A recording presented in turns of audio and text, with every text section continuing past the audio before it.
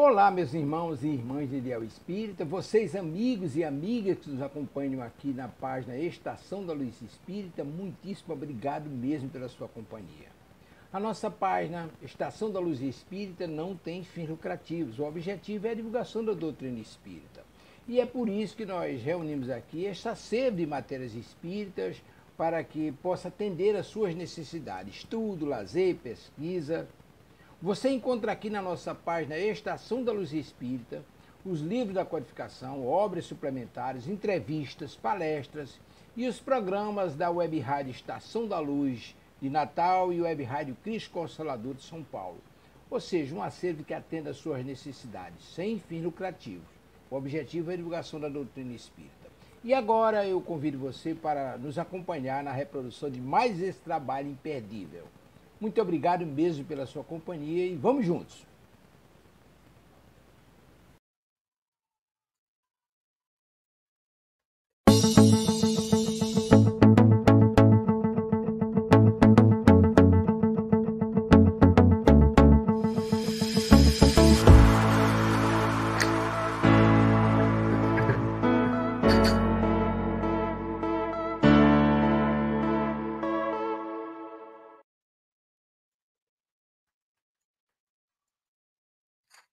Olá, pessoal, boa tarde. Eu estou numa dúvida se estamos com som ou não. Gostaria que vocês me confirmassem.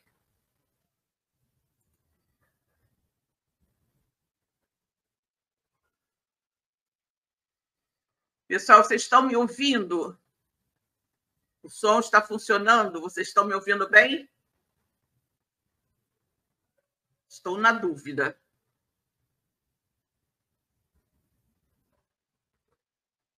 Por favor, me confirmem se vocês estão me ouvindo. Se vocês estão ouvindo o que eu estou dizendo para vocês aqui. Que me parece que eu estou com algum probleminha de som. Não sei exatamente o que é.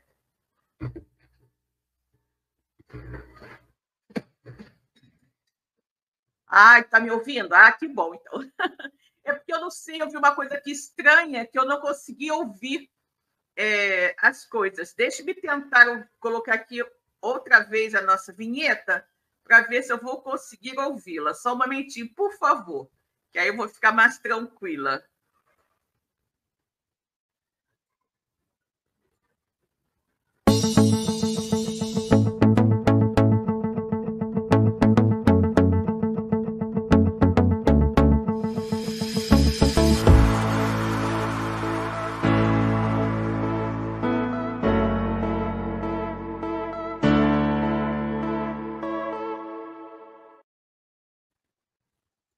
Bom, alguma coisa está acontecendo que eu não estou ouvindo. Eu não estou ouvindo, mas espero que vocês estejam me ouvindo. A Bia está ouvindo, a Maria de Fátima também está ouvindo, então está tudo ótimo. Deve ser alguma coisa aqui com o meu equipamento que não está me deixando ouvir efetivamente as coisas, né? Mas vamos que vamos. O importante é que vocês estejam ouvindo. Bom, pessoal, boa tarde. É muito bom estar aqui com vocês, né? Para mais um programa da nossa Web Rádio Cristo Consolador. O programa Aprendendo com os Clássicos, onde nós estudamos o livro Nossos Filhos São Espíritos, do Hermínio Miranda. Ok? Muito bem. Mas, como nós sempre fazemos, né? Antes de iniciarmos os nossos programas, nós oramos, pedindo aos queridos amigos espirituais que nos auxiliem na realização de mais um programa.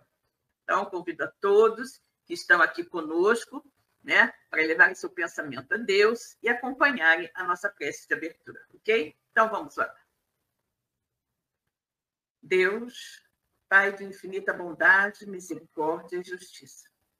Jesus, nosso querido amigo, nosso mestre, guia e modelo de toda a humanidade. Queridos amigos espirituais que estão aqui ao nosso lado, mais uma vez, para nos orientar, nos intuir, nos auxiliar na realização deste programa. Muito obrigada pela presença amiga, obrigada, sobretudo, pela luz da doutrina espírita que ilumina as nossas vidas.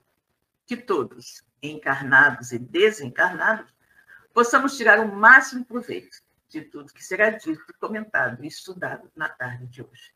E assim, em teu nome, Pai. Em nome de Jesus, de todos esses espíritos amigos que coordenam a nossa web rádio Consolador, começa agora mais um programa Aprendendo com os Clássicos, estudo do livro Nossos Filhos São Espíritos, de Hermínio Miranda. Muito bem, pessoal, nós hoje vamos iniciar o nosso estudo do capítulo 16, né? Cujo título é Não é trágico ser médium. Parece que algumas pessoas acham que é, né? Algumas pessoas até falam assim, não quero ter isso, não. Né? É comum a gente ouvir esse tipo de coisa. Mas então vamos lá, né? Capítulo 16, não é trágico ser médium. Médium, escreveu Allan Kardec, com sua costumeira precisão de linguagem e economia de palavras. É a pessoa que pode servir de intermediária entre os espíritos e os homens. Sejamos igualmente econômicos, mesmo porque não dispomos de espaço para cuidar mais extensamente do assunto que é trazido para este livro, apenas como introdução indispensável ao tema deste capítulo. Ao leitor interessado, não faltarão obras especializadas que lhe proporcionarão informações mais amplas, a começar, evidentemente, por O Livro dos Médiuns, do próprio Kardec. Suponho e espero que também lerá com proveito meu livro A Diversidade dos Carismas. Gente, esse livro é muito bom, tá? É um livro do Hermínio que fala sobre mediunidade, é um livro muito bom.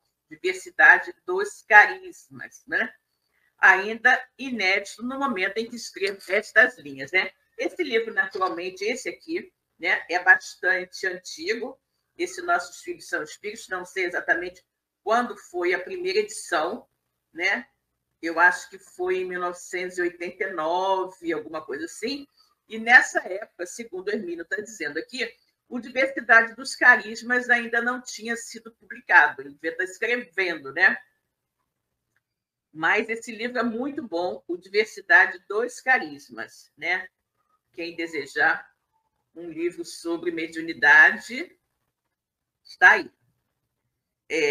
Não é nada impossível que o leitor venha a ter em sua família uma ou mais crianças dotadas de sensibilidade necessária para servir de intermediária entre os espíritos e os homens, conforme caracterizou Kardec. Ou seja, não é impossível, né?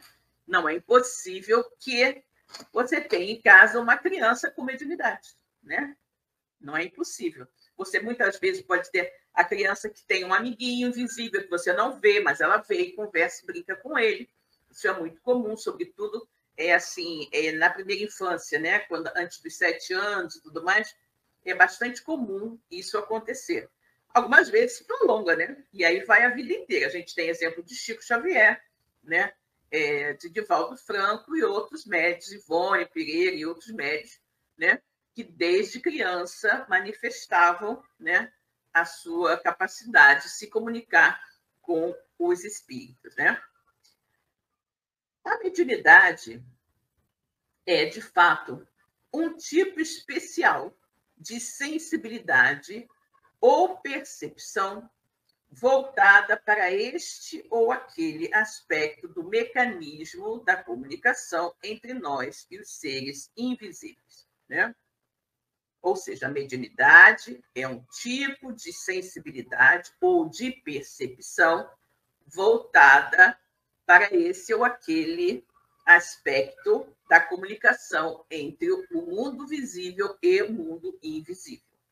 Aliás, não deve o leitor se esquecer de que as próprias crianças, como vimos ainda há pouco, eram espíritos e, a não ser pelas pessoas dotadas de faculdades especiais, não podiam ser vistos, ouvidos, tocados ou percebidos pelo comum das criaturas. Eu, por exemplo, né? Ele diz aqui, eu, por exemplo, ele não teve nunca vidência, né? Nunca vi um espírito. Isso é o Hermínio falando. Costumo dizer que se dependesse de meu testemunho pessoal de vidência ou de audiência, eu não aceitaria nada disso. Ou seja, ele fala, né? Se dependesse dele, ele não acreditaria, né? Não aceitaria, porque ele nunca viu nada, né? Felizmente, isso não ocorre, pois os fenômenos naturais nada têm a ver com nossas crenças ou descrenças. Eles simplesmente são o que são, né? Ou seja, não adianta você dizer, eu não acredito em espírito, que ele vai continuar existindo, né? Eu não acredito nisso, naquilo, se a coisa existir, mas você não acreditar, o fato de você negar não vai fazer com que ela deixe de existir, né? A mesma coisa, a pessoa que diz, eu não acredito em espíritos. Você pode até não acreditar, mas que eles existem, né? Se, então, alguma criança sua, de sua família, ou de amigos e conhecidos começar a apresentar indícios ou manifestações de nascentes faculdades mediúnicas, não se assuste, não se aflija, não se espante, nem procure reprimir as manifestações, com que somente poderia complicar desnecessariamente as coisas. Gente, isso aqui, né, se a gente começa a observar, né, o Chico foi uma pessoa que sofreu muito com isso. Por quê? Porque ele falava as coisas, né, e as pessoas não viam, né, o que ele estava dizendo, estava vendo. Ele dizia e achava que ele era maluco, né? O pai dele, inclusive, não ganhou problema. Até que a dona Cidália, que foi digamos assim, a segunda esposa foi a segunda esposa do pai dele, né? Que foi a segunda mãe do Chico, muito boazinha, a dona Cidália, ela disse para ele, meu filho, não fala isso para ninguém, não, fala só para mim. Né? E aí o Chico passou a não falar mais com as outras pessoas, e aí a coisa melhorou para o lado dele, né? Porque era o padre querendo dar penitência para ele. Teve uma época que o Chico foi obrigado a andar por uma procissão inteira com um tijolo na cabeça, tipo um paralelepípedo na cabeça, imagina, né? Como penitência por falar com coisas que não existiam, que ninguém via e coisas do gênero, né? Então, se alguma criança manifestar alguma coisa desse tipo, né? Algum ato mediúnico, né? Alguma sensibilidade mediúnica, não é nada para ficar apavorado, nem ficar com medo, nem levar a médico, nada disso. Isso é normal, tá? Vamos tratar com a maior normalidade possível. E se for algo passageiro apenas que se está manifestando na primeira infância, depois, naturalmente, ela vai perder essa habilidade. Okay? E, claro, se não for, conviver com a coisa, né? De forma natural. Ok? Então, o que acontece? A mediunidade, como dizíamos, é um tipo especial de sensibilidade, percepção ou acuidade para certos aspectos da vida que costumam escapar aos nossos 5 sentidos habituais. A pessoa saudável, serena, equilibrada e razoavelmente instruída acerca de tais fenômenos tem condições para exercê-la de maneira adequada e proveitosa para si e para os outros. Observe que o Hermínio fala aqui. A pessoa saudável, serena, equilibrada e razoavelmente instruída acerca de tais fenômenos tem condições para exercer a mediunidade de maneira adequada e proveitosa para si e para os outros, né? Ou seja, é preciso que você tenha algum tipo de conhecimento sobre o que seja a mediunidade, como se processa, e para isso você precisa estudar, né? Você precisa estudar, e eu sempre falo, quanto mais nós estudamos, mais nós adquirimos, né, controle sobre a nossa mediunidade. Não adianta você dizer, eu não quero ter isso, eu não quero. Gente, eu tenho uma amiga que ela tem uma faculdade mediúnica bastante aflorada, né? Bastante aflorada, mas ela tem medo. ela tem medo, ela não quer saber, né? Mas é muito aflorado. E eu digo para ela, minha querida, você precisa estudar. Você precisa estudar, entender as coisas, porque quanto mais você estudar e entender, menos medo você vai ter. E mais facilmente você vai aprender a controlar a sua mediunidade, né? Mas é meio complexo, né? Meio complexo, porque ela tem muito medo. Mas é um amor, né?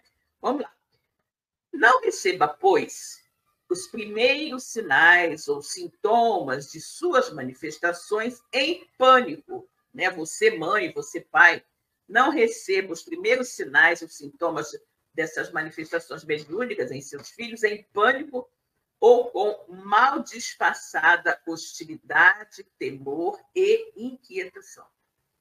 Desde que a coisa venha naturalmente, sem forçar seu desenvolvimento extemporâneo e sem tentar reprimi-la com aspereza, né? Ou seja, não fica influenciando e puxando da criança manifestações mediúnicas e nem fique reprimindo, né? Como se isso fosse uma coisa errada que ela não pudesse fazer.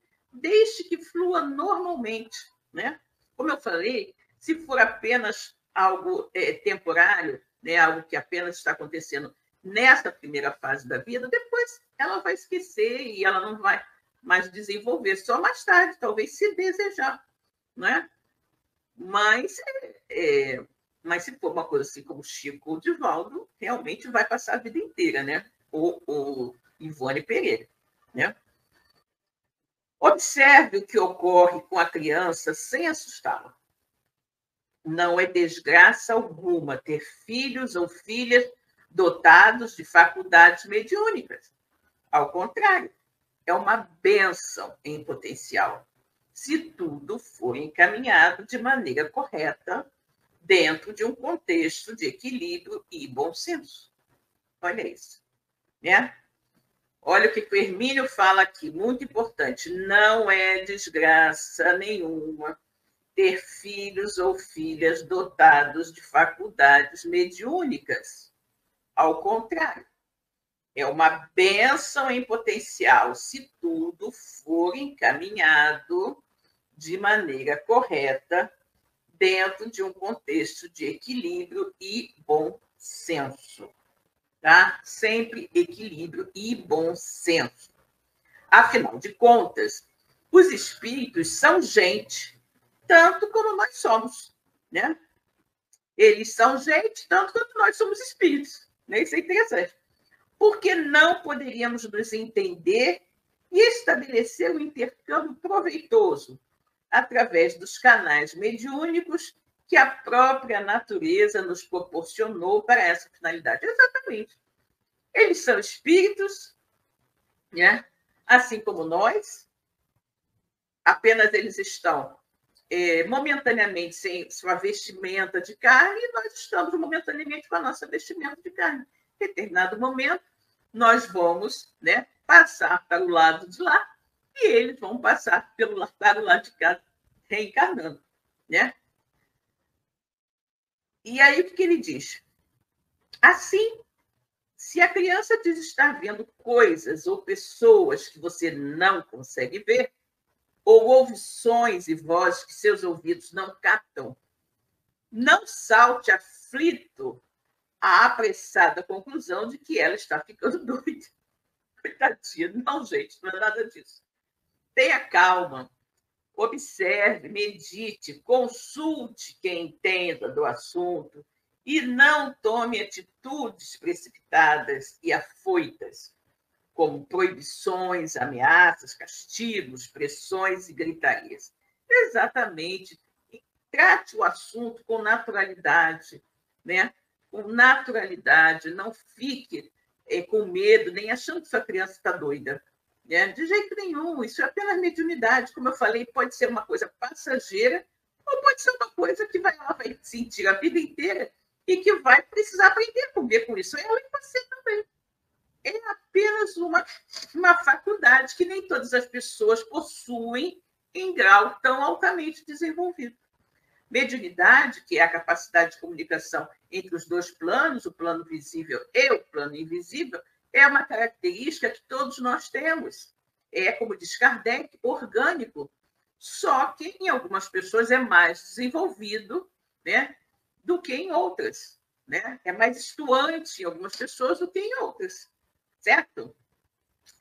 Muitas mediunidades fecundas, na verdade, a grande maioria, começam com manifestações esporádicas e fragmentárias na infância. É só ler os relatos acerca de alguns médiuns confiáveis. Você encontrará em inúmeros depoimentos referências documentadas da fase inicial da mediunidade, quando nem sempre os fenômenos foram considerados com o necessário equilíbrio e bom senso pelas pessoas que cercavam a criança e que, longe estavam de compreender e aceitar serenamente os fatos. Né? Exatamente. Então, nós vamos observar, né, como eu falei, né, do Chico, do Divaldo, da Ivone Pereira, né? Muitos médios hoje, né, hoje reconhecidos e bastante respeitados, passaram por esse tipo de experiência, né? Quando em criança. E tiveram, como eu falei, a história do Chico, né, que teve que passar a procissão inteira com um paralelepípedo na cabeça, né? Nem sempre são compreendidas, né, pelas pessoas com as quais elas conviviam. Mas hoje as coisas são diferentes, o conhecimento espírita está muito difundido, né? E não há mais necessidade das pessoas ficarem com medo ou levarem seus filhos ao psiquiatra em virtude desse tipo de comportamento, em virtude daquilo que você está vendo, conversando com um amiguinho, né? Que você não vê, né? Você não vê. É óbvio que é necessário que se verifique outros comportamentos, né? Outros comportamentos que podem realmente necessitar de um acompanhamento médico. Mas se for apenas a história do amiguinho invisível, não se preocupe, né?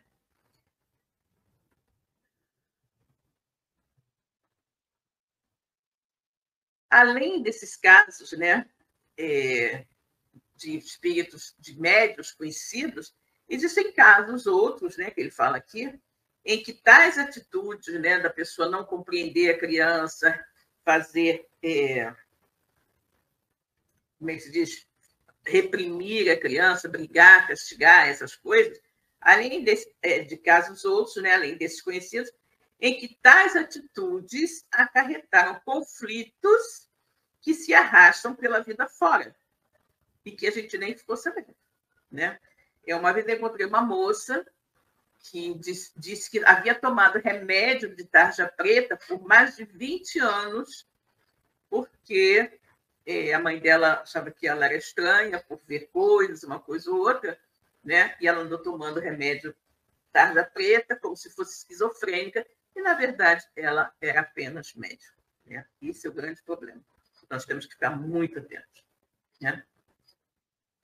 Mesmo ignorando de início as causas e a natureza dos fenômenos, a família deve estar preparada, pelo menos, para considerá-los com sensatez e sem estardalhaços desnecessários e prejudiciais.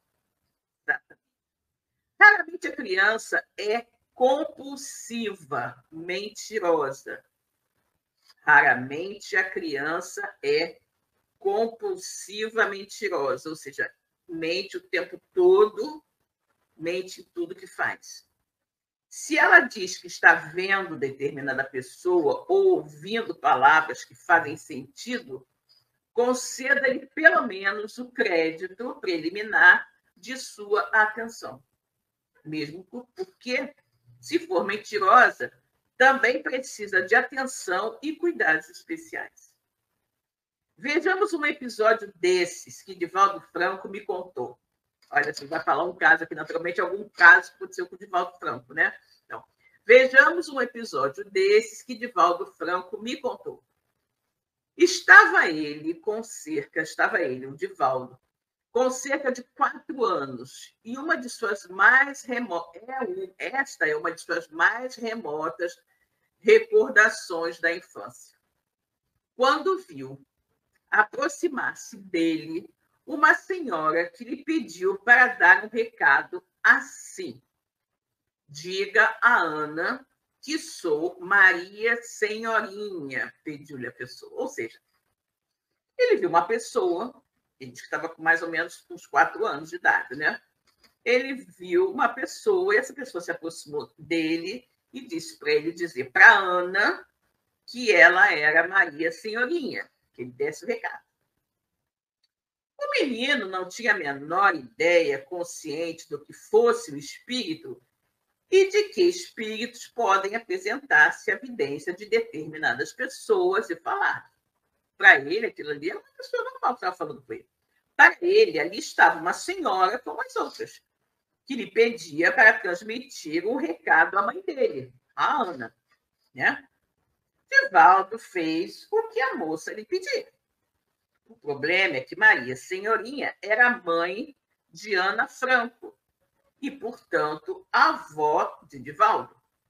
Nem o menino, nem sua própria mãe tinham-na conhecido em vida, porque ela morrera precisamente do parto de Ana, que fora criada pela irmã mais velha, Edvige. Ana Franco tentou dissuadir o menino, dizendo que Maria Senhorinha fora avó dele e estava morta há muitos anos, e que, portanto, no seu entender, não poderia estar ali mandando recados para ela.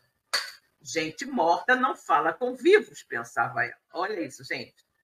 Olha a situação, né? Que se você não tem um conhecimento prévio a respeito disso, você vai agir exatamente como a mãe do Divaldo agiu, né? Imagina.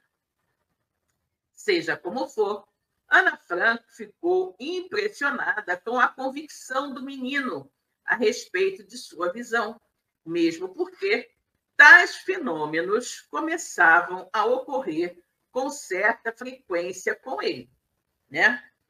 Ou seja, a mãe do Divaldo explicou que Maria Senhorinha era a mãe dela, que já tinha morrido há muitos anos, a avó dele e tudo mais, e que, segundo ela, né, não poderia estar ali falando com ele. Só que essas visões do Divaldo começaram a ficar muito frequentes, né? Muito constantes. E aí a mãe dele começou a ficar meio preocupada também, né?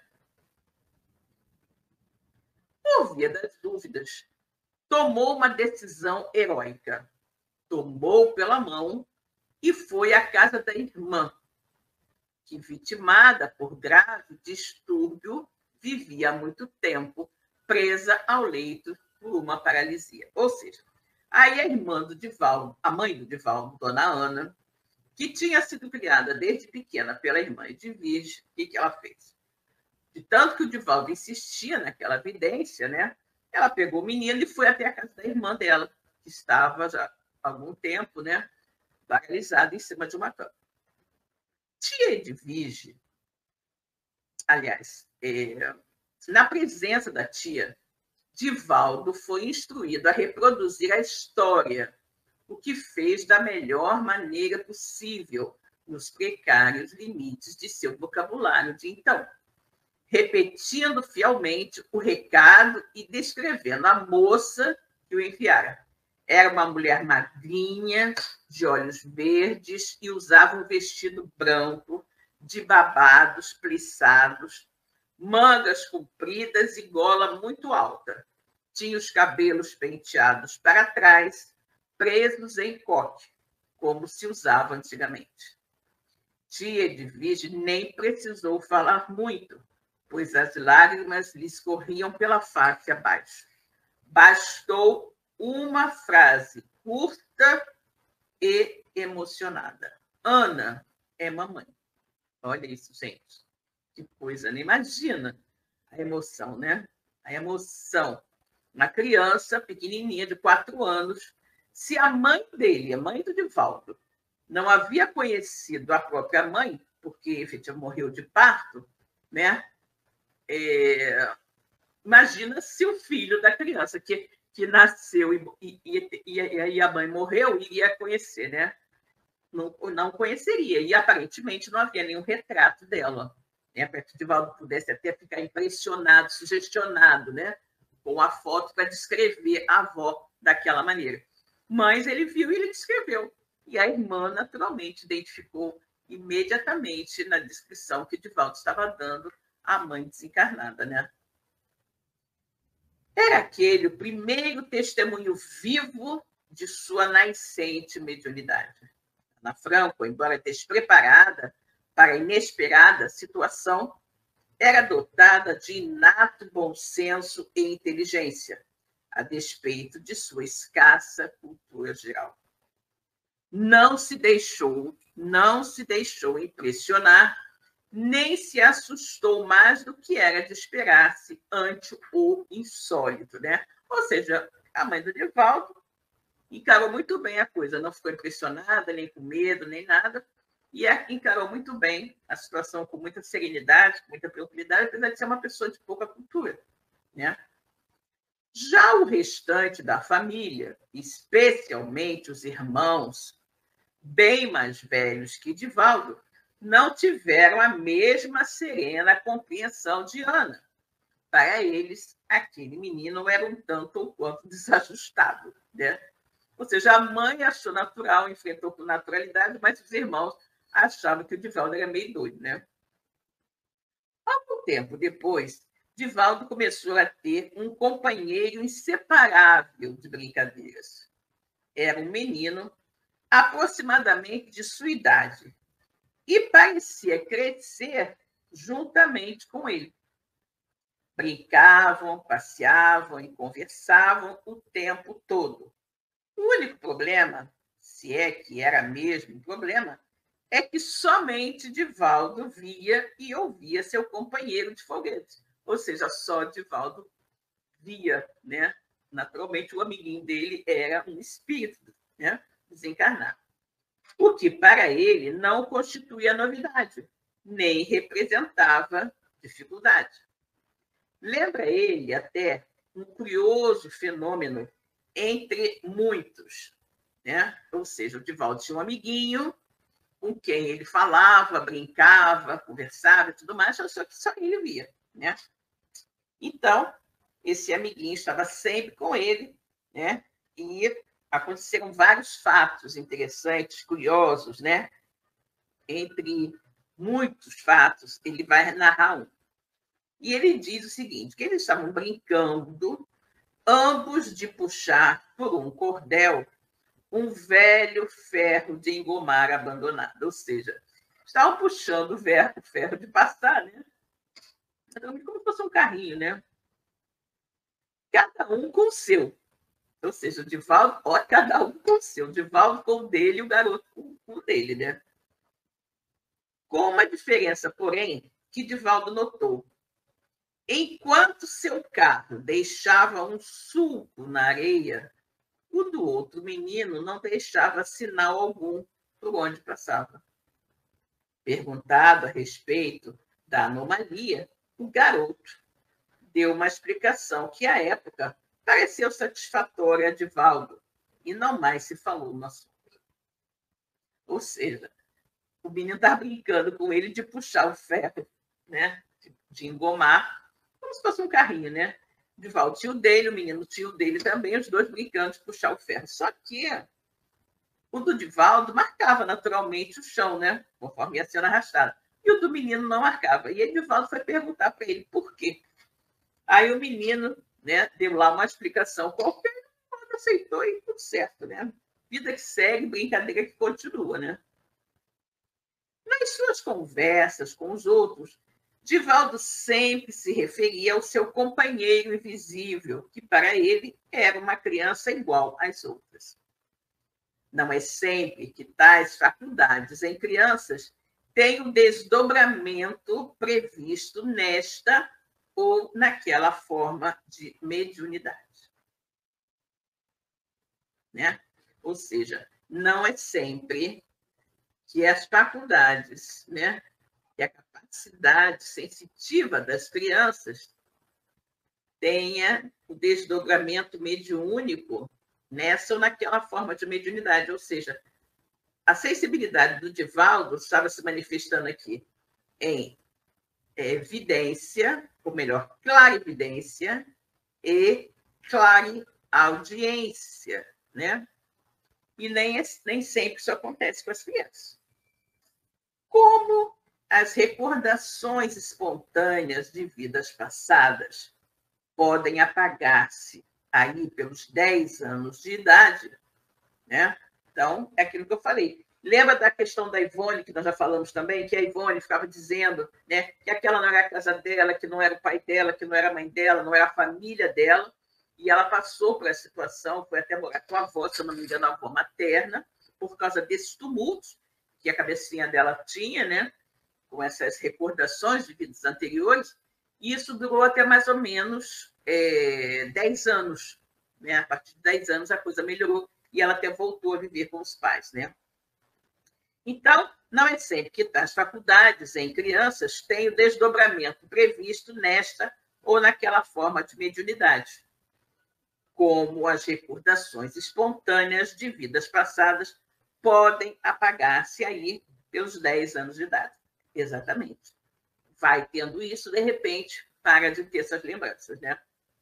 Nem todas as pessoas dotadas de faculdades mediúnicas têm, necessariamente, tarefas específicas nesse campo, ou seja, tem tarefa mediúnica para realizar, né? Ou seja, nem sempre estão programadas para o exercício ativo e pleno do intercâmbio regular entre os espíritos e as pessoas encarnadas. Ou seja, a pessoa tem aquela mediunidade aflorada, mas nem sempre ela está no seu planejamento reencarnatório, está previsto, não é, que ela irá trabalhar mediunicamente. Isso é bem interessante, né?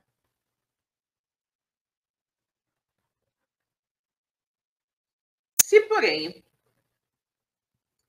porém, estiverem assim comprometidas, precisarão de apoio e compreensão das pessoas que as cercam para levarem a bom termo seus compromissos, obviamente assumidos no mundo invisível, onde viviam como espíritos entre uma vida e outra. Né? Ou seja, pode ser que a pessoa não tenha, né? Não tenha nenhum compromisso pré-agendado com a mediunidade, mas ele fala aqui, né? Se, porém, né, elas estiverem comprometidas, né, com o exercício mediúnico, elas precisarão de apoio e compreensão das pessoas que as cercam, porque é uma manifestação que não vai cessar aos 10 anos e nem depois, né, gente? Vai ter que conviver com isso, né? E aí ele diz: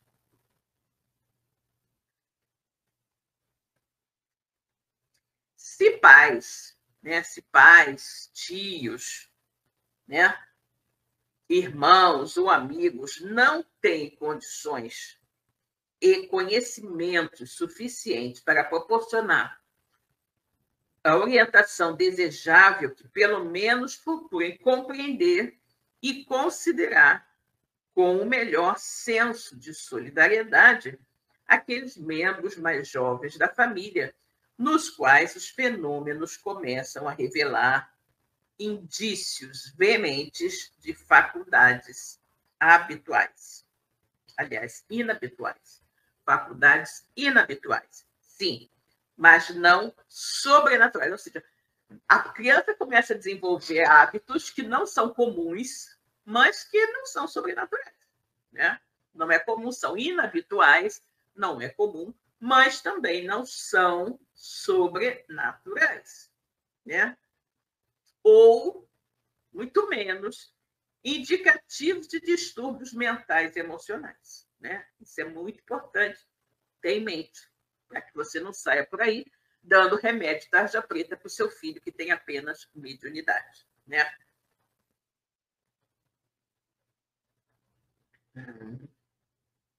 Não constitui tragédia, olha o título do nosso capítulo, né?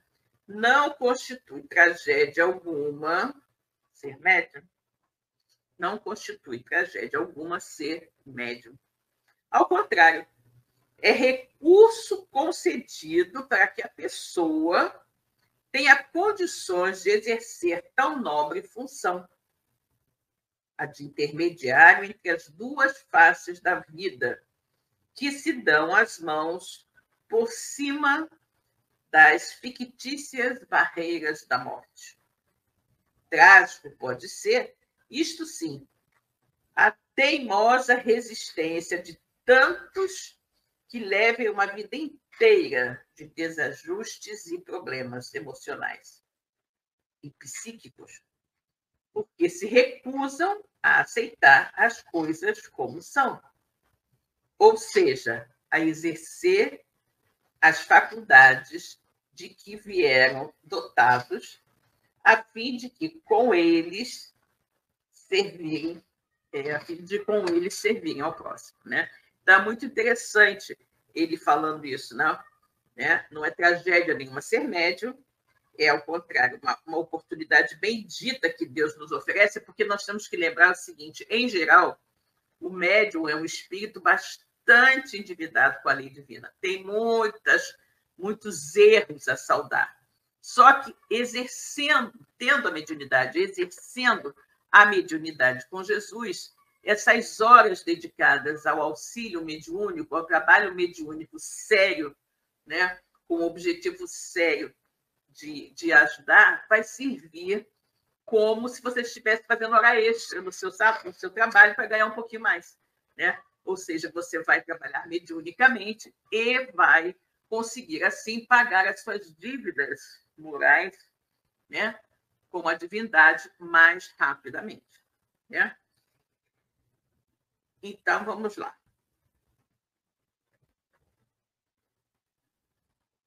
Então, trágico pode ser, sim, a teimosa resistência de tantos que levam uma vida inteira de desajustes e problemas emocionais e psíquicos, porque se recusam a aceitar as coisas como são, ou seja, a exercer as faculdades de que vieram dotados, a fim de que com elas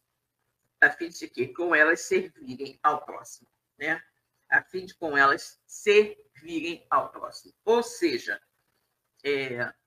nós vamos justamente tratar esse assunto com naturalidade, né? Sem nenhum problema, sem achar que é nada excepcional, nada disso. E vamos levar uma vida ajustada, uma vida tranquila, uma vida serena, né? Para que a gente tenha condições de exercer a nossa faculdade mediúnica sem grandes problemas, né? O que nós chamamos de mediunidade com Jesus, né? Então, você vem, trabalha mediunicamente, não é? Faz tudo de melhor que você puder e, obviamente, vai abater, né? Saldar as suas dívidas mais rapidamente, ok? Continuemos, então.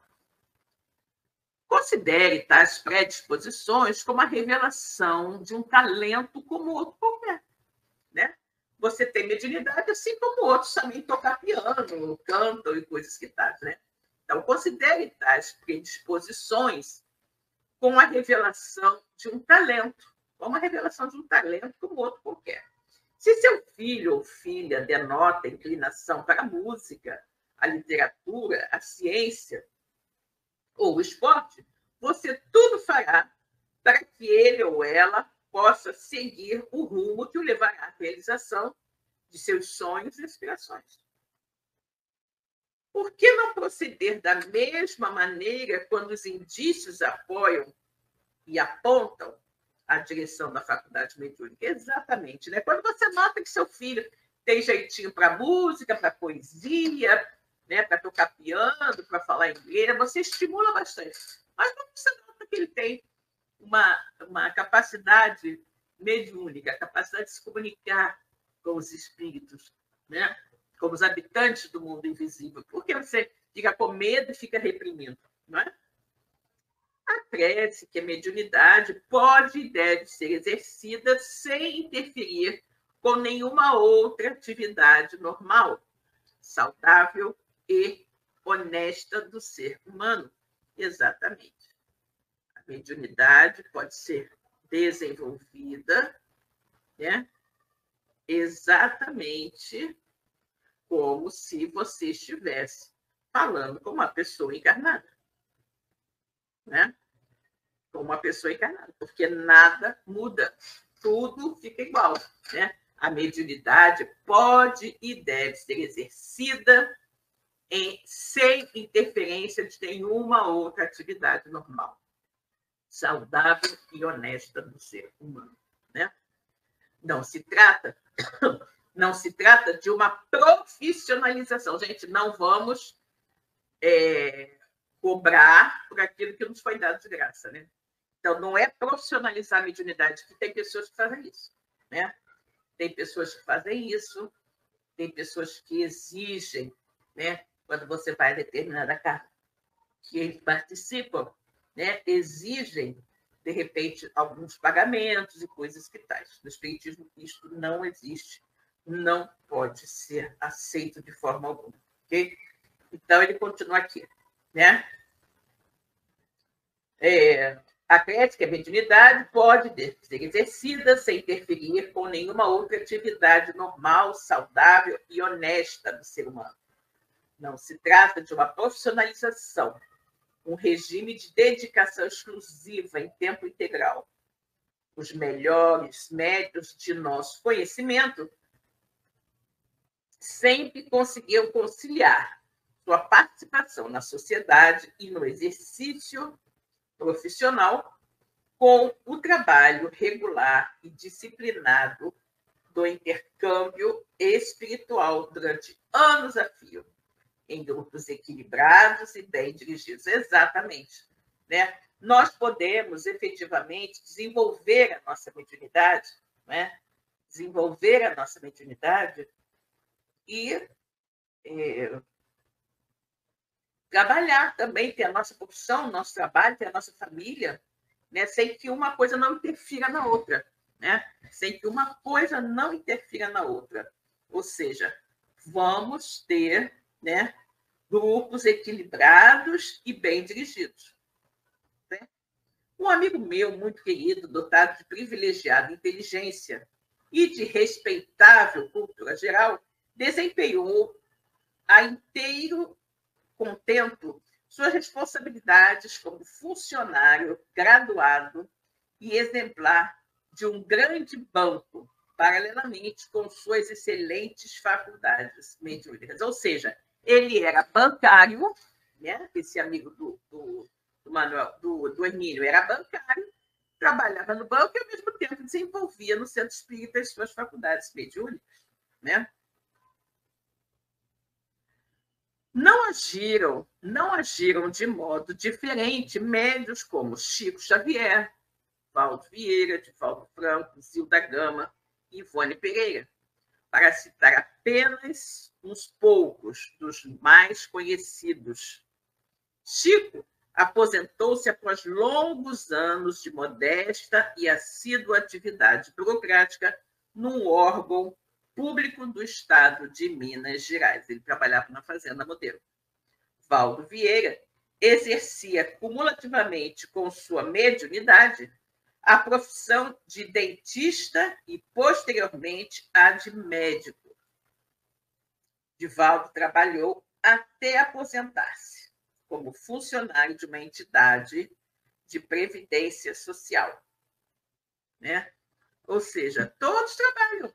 Gente, todo mundo trabalha, ninguém, não se exige de ninguém que dedique 100% da sua vida às atividades mediúnicas. Não, você tem a sua família, você tem o seu trabalho e você tem os seus dias de ir à casa espírita. Não é? Exatamente isso. Zilda Gama foi professora, como também, ao que eu saiba, Ivone Pereira. Parece que Ivone não foi professora, não. Né? Parece que Ivone foi costureira. Eu acho que ela não foi professora, não chegou a atingir esse nível, né, de estudo.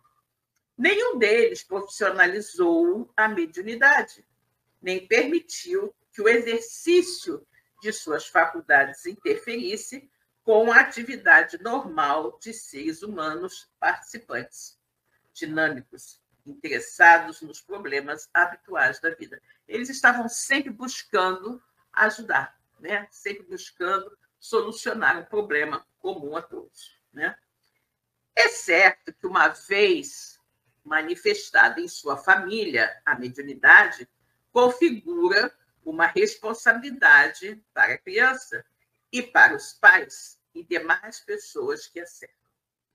Ou seja, quando a mediunidade, se a mediunidade se manifestar em nossas crianças, nós devemos tratar com toda a naturalidade, sem ficar puxando mais assuntos para a criança falar mais e mais coisas, né?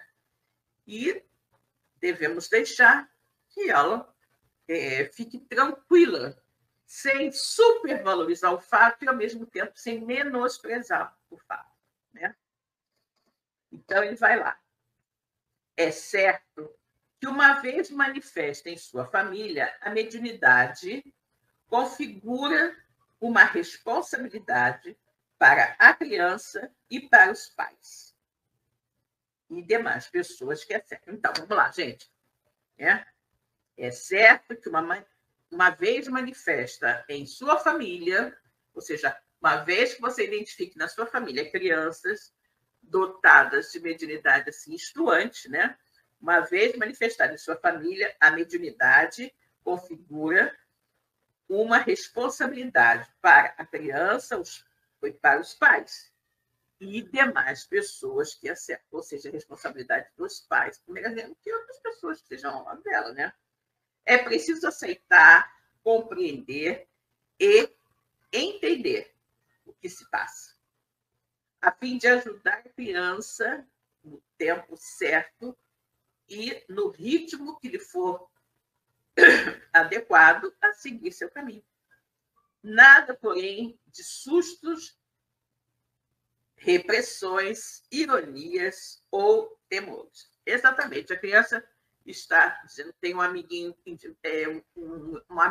invisível e a pessoa vai e briga com ela, bota de castigo porque ela está mentindo, isso e aquilo. Não é assim, né? Vamos encarar essas manifestações das crianças de maneira totalmente natural, né? Totalmente natural.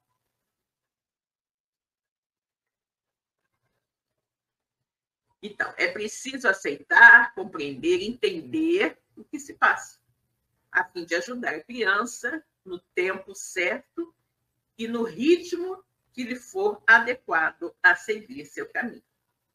Nada, porém, de sustos, repressões, ironias ou tumores.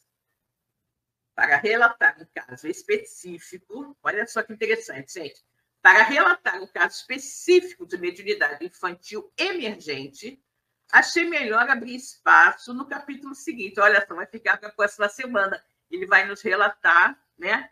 Ele vai nos relatar um fato de mediunidade de criança, né? Então, porque achei melhor abrir espaço no capítulo seguinte, né?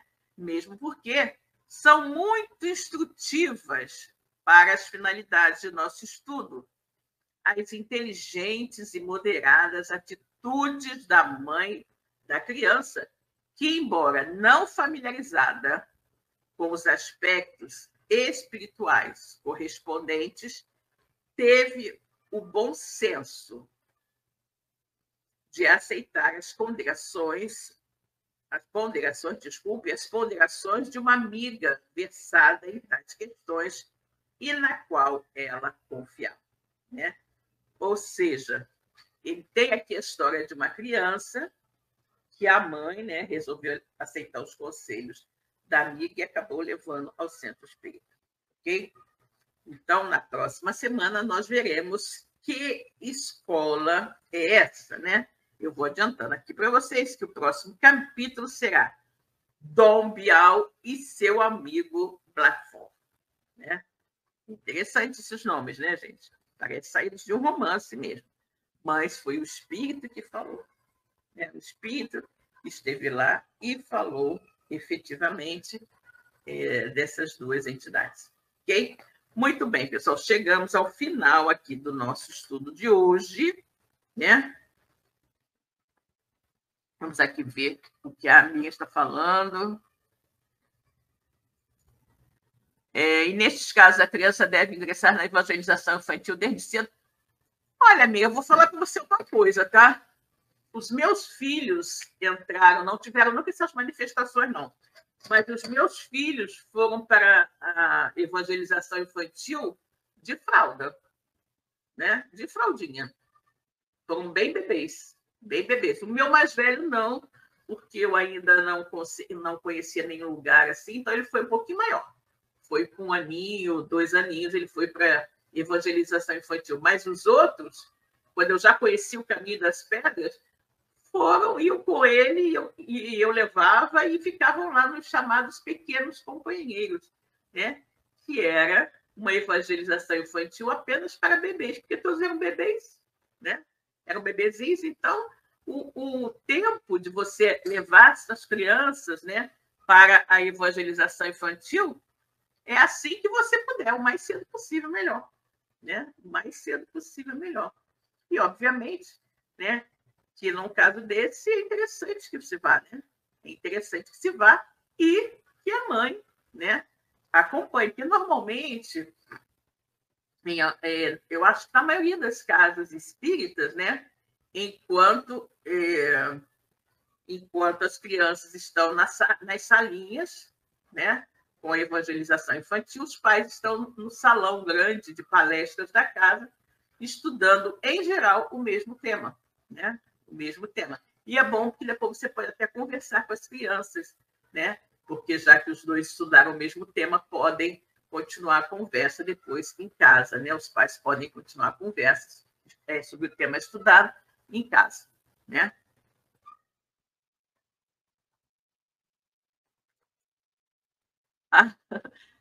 Sim, era muito bom. E alguns dos meus filhos médio, olha, eu vou contar para vocês aqui uma coisa. Eles seguiram toda a evangelização infantil, fizeram toda a evangelização infantil, mas para meu desgosto, quando passaram para a idade adulta, né, da mocidade, não quiseram continuar. Hoje, né, todos eles se dizem espíritas, mas não frequentam nenhum centro, mas a minha filha, né, a minha filha, que é a minha filha do meio, né, eu tenho 2 meninos e uma menina, a minha filha, ela frequenta hoje a minha casa espírita comigo e ela é médium, sim. Ela tem uma mediunidade estuante. Ainda não tem total domínio sobre mediunidade, mas ela psicografa bastante e está aprendendo. Tem pouco tempo que ela está frequentando assim um trabalho espírita, né? Diretamente e tal, mas ela tem mediunidade e bastante, né? Bastante. E está bem, está seguindo bem lá na minha casa espírita, lá na Sabete, ok? Muito bem, pessoal. Então, aqui no finalzinho, né? No finalzinho aqui do nosso trabalho, espero que vocês tenham gostado da nossa temática de hoje. Semana que vem vai ser bem interessante também, né? Aliás, esse livro está ótimo, né? Ótimo, e a gente está aproveitando bastante, né? Então, uma boa noite para todos. Fiquem com Deus e até a próxima semana. Tchau, tchau. Chegamos ao final da nossa atividade. Muitíssimo obrigado mesmo pela sua companhia e espero você no próximo evento.